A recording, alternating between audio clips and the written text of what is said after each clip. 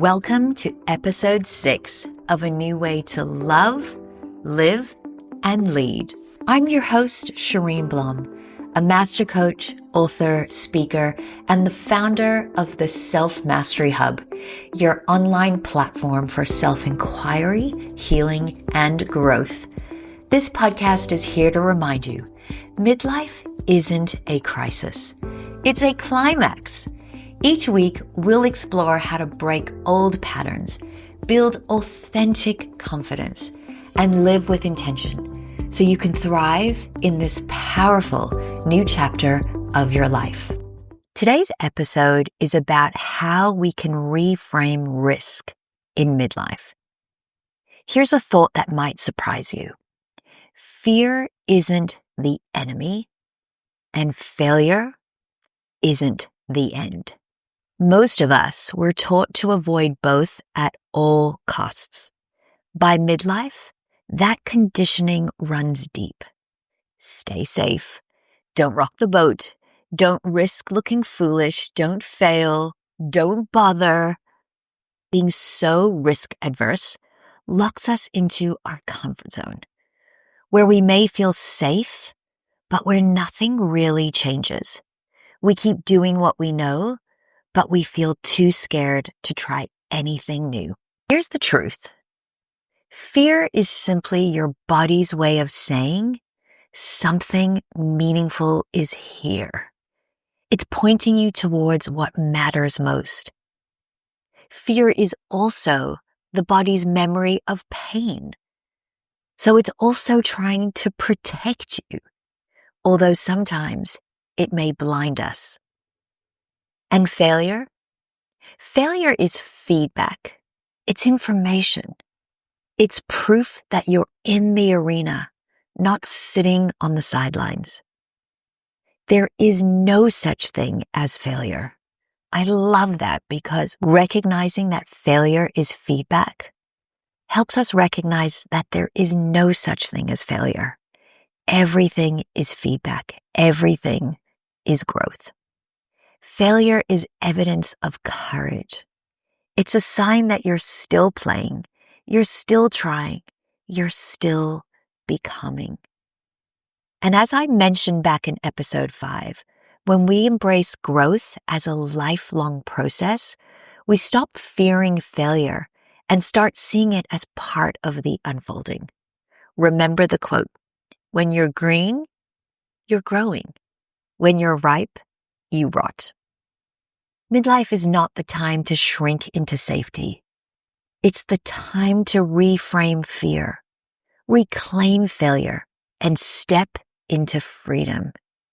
It's a time for us to gather the feedback of the past and with greater wisdom and strength, explore how we can do things better. I really want to share a piece of my own journey here. For years, fear held me back from speaking up, trying new things, or taking risks that mattered to me. I thought I had to wait until I felt fearless, until the fear disappeared. Then I would act. And for many years, the voice of my inner critic was loud. I blamed myself when things didn't work out. I carried shame about disappointments, and I held onto the sting of things not going to plan. But here's what I've learned. The fear never truly disappears. The magic happens when you learn to move with it. A few years ago, I pressed pause on my coaching business. Life had thrown me into an extremely stressful season. My daughter was unwell, my father had passed away, I was struggling financially, and I was navigating life as a single mom. And at the time, I was offered an amazing role, one that aligned with my higher purpose of self-empowerment and helping young people. And it gave me some reprieve. But when I eventually made the bold step to come back into the coaching arena, I felt a bit bruised and battered. The grief, the loss, the financial hardship, they had all left their mark. Add in the joys of menopause and hormone changes, I found myself doubting my ability to support myself again. But here was the turning point. When I was able to catch myself in my so-called fear story and recognize that it was my perceived failure holding me back, I was able to show up differently. Instead of criticizing myself, I held space for the vulnerable, delicate, injured parts of myself. I practiced self-compassion. I nurtured my nervous system. And at the same time, I encouraged myself to take steps forward, to focus, to plan, to grow, and to make my empowering comeback. Every part of me wanted certainty, but what I found instead was courage. And in taking that step, I rediscovered freedom.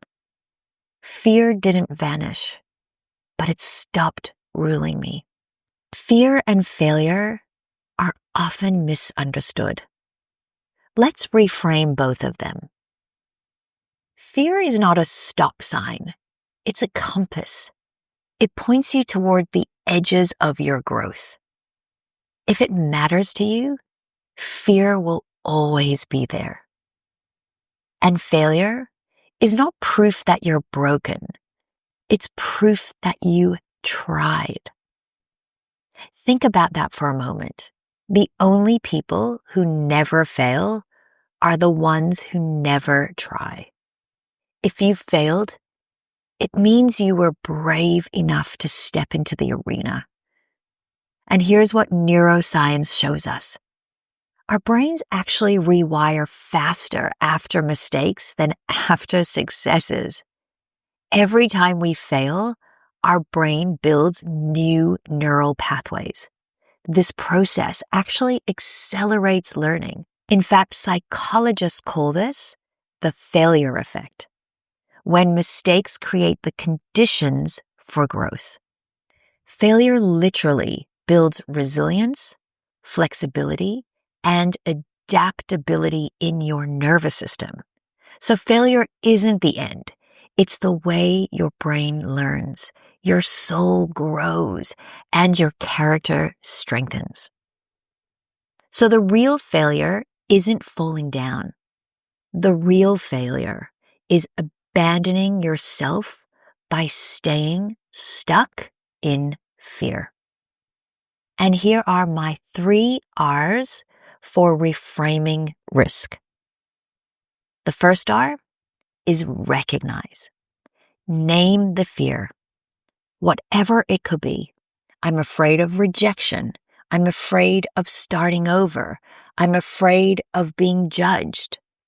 Whatever that is, notice that this fear often comes from the inner child.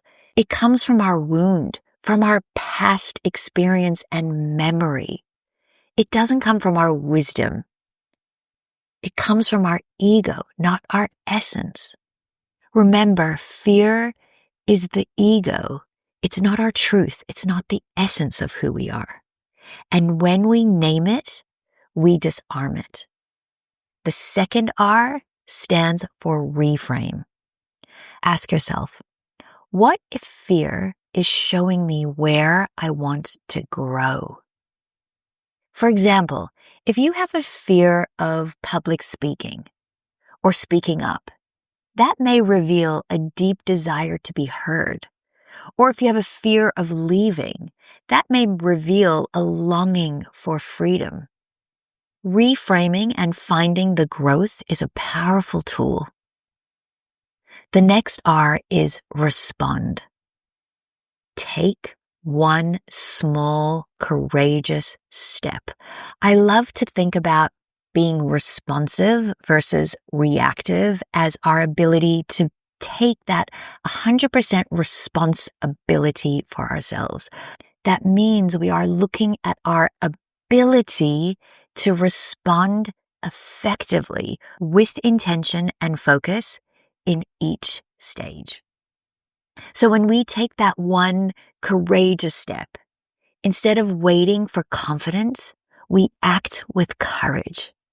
Each step builds the muscle of freedom. Go back to episode 3 on the confidence reset to remember that daily micro steps lead to incremental growth. And remember, fear is fuel. Failure is feedback. And freedom is the result. And here's a really interesting reflection question. Take a moment and ask yourself, what fear has been quietly running the show in your life? And what small, courageous step can you take this week to move toward freedom? And here's what I'd love you to take away from this episode. Fear is not your enemy, it's your compass. Failure isn't the end, it's feedback. And freedom lives on the other side of both of those. And if you'd like to go deeper into this work, I'd love to invite you into the Drop the F Word challenge. The first step is to take the Hidden Fear Persona quiz that will help you discover which of the 7 fear patterns, from the controller to the overthinker to the peacemaker, may be holding you back and how to shift those into empowerment. And if you've taken the quiz already and you're ready to go deeper, then click the link in the show notes to join your free 7-day challenge. And if this episode resonated, please follow, subscribe, rate, and share this episode with a friend who's ready to move beyond fear and into freedom. Thanks for joining me on a new way to love, live, and lead. Remember, you're not too late. You're right on time. And your best, most powerful, exciting chapter begins right now.